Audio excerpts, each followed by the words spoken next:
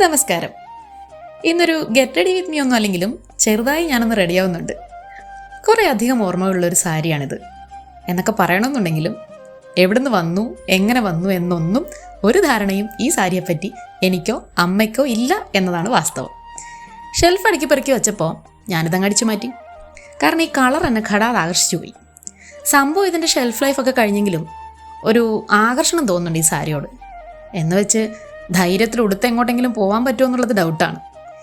പണ്ട് BEdന് പഠിക്കുമ്പോൾ 7:30 ബസ്സിന് 10 മിനിറ്റ് മുന്നേ വെറും 2 സേഫ്റ്റി പിന്നിൻ്റെ സഹായത്തോടെ ചടപടയെന്ന് സാരി ഉടുത്ത് ഓടിച്ചാടി പോയിരുന്ന സമയം ആലോചിക്കുമ്പോൾ ഇപ്പം എനിക്ക് കുറേ സമയം വേണം ഒന്ന് ശരിക്ക് സാരി ഉടുത്തിറങ്ങാൻ. അല്ലെങ്കിലും practice makes a man perfect എന്നല്ലേ. ഡെയിലി സാരി തന്നെ വെയർ ചെയ്യണമെന്നില്ലാത്തതുകൊണ്ട് ആ ഫ്ലോ അങ്ങ് പോയി. കുഞ്ഞായിരിക്കുമ്പോൾ വലുതാവാനും അമ്മയെപ്പോലെ സാരി ഉടുക്കാനും ഒക്കെ എനിക്ക് മോഹം ഉണ്ടായിരുന്നു. ഒറ്റയ്ക്ക് ഷോള് വെച്ച് സാരിയാക്കി ടീച്ചറും കുട്ടിയൊക്കെ കളിക്കാറുണ്ടായിരുന്നു. കണ്ണാടിക്ക് മുന്നിൽ ചാഞ്ഞും ചരിഞ്ഞും നോക്കി ഞാൻ എന്നെ തന്നെ വലിയ ഒരാളായിട്ട് സങ്കല്പിക്കാറുണ്ടായിരുന്നു. 90s കിഡ്സിന് മാത്രമാണോ ഇത് റിലേറ്റ് ചെയ്യാൻ പറ്റുക? ഏയ്,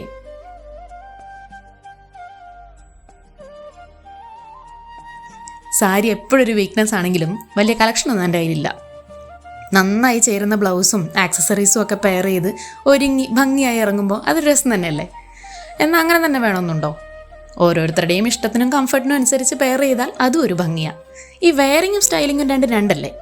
ഞാനെന്തായാലും സ്റ്റൈലിങ് പഠിച്ചു വരുന്നതേ ഉള്ളൂ. കംഫർട്ടായിട്ട് വെയർ ചെയ്താൽ കോൺഫിഡൻസ് കൂടാറുണ്ട്. അതുകൊണ്ട് ഇപ്പോൾ കംഫർട്ടിനാണ് കൂടുതൽ പ്രിഫറൻസ് കൊടുക്കുന്നത്. അല്ല, ഇതിപ്പോൾ എങ്ങനെയുണ്ട്?